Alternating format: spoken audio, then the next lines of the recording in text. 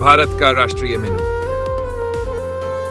फुला जंगल में एक दिन सभी जानवरों की सभा लगी हुई थी। वहां पर सभी भारत के राष्ट्रीय प्रतीकों पर चर्चा कर रहे थे। इसी बीच भुक्कड़ भेड़िया अपने पेट पर हाथ फेरते हुए बोला, अरे मुझे बहुत भूख लग रही है, कोई मुझे कुछ अच्छा खाने को दो।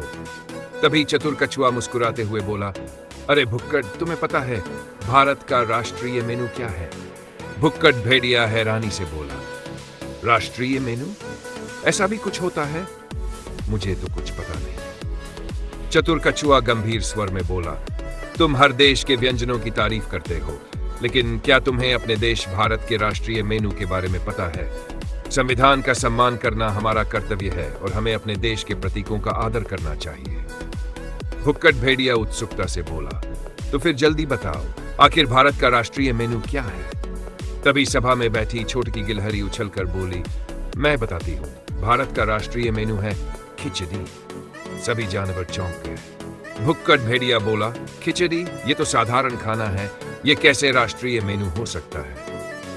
छोटकी गिलहरी समझाते हुए बोली, देखो, खिचड़ी भारत की विविधता को दर्शाती है। हर राज्य में इसे अलग अलग तरीके से बनाया जाता है। महाराष्ट्र में मसाला खिचड़ी मशहूर है, तो कर्नाटक में सब्जियां डालकर बनाई जाती है। गुजरात में खिचड़ी के साथ कड़ी खाई जाती है। राजस्थान में दाल खिचड़ा और बंगाल में मीठी खिचड़ी, जिसे मिष्टी भात कहते हैं, बनाया जाता है। इसी तरह हर प्रदेश की खिचड़ी का अपना अलग स्वाद है। भुक्कड़ भेड़िया अब और भी भूखा महसूस करने लगा।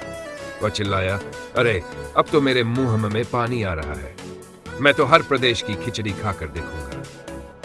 सभा में सब जानवर हंसने लगे। तभी राजा शेर सिंह ने गंभीरता से कहा, यह सही है, खिचड़ी न केवल स्वादिष्ट होती है, बल्कि यह सेहत के लिए भी बहुत फायदेमंद है। हमें अपने जंगल में भी खिचड़ी का महत्व समझाना चाहिए, ताकि सभी स्वस्थ और तंदुरुस्त रहें। खिचड़ी एकता और स्वास्थ्य दोनों का प्रतीक है। सभी जानवरों ने मिलकर तालियां बजाई और इस बात पर सहमति जताई,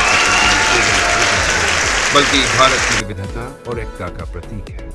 उस दिन से फुला जंगल में हर साल खिचड़ी दिवस मनाया जाने लगा, जहां सभी जानवर मिलकर अलग अलग प्रकार की खिचड़ी बनाते और खाते थे। कहानी का संदेश, खिचड़ी होती संस्कृति और एकता का प्रतीक है। इसे अपनाकर हम स्वस्थ भी रह सकते हैं और अपनी परंपराओं का सम्मान भी कर सकते हैं।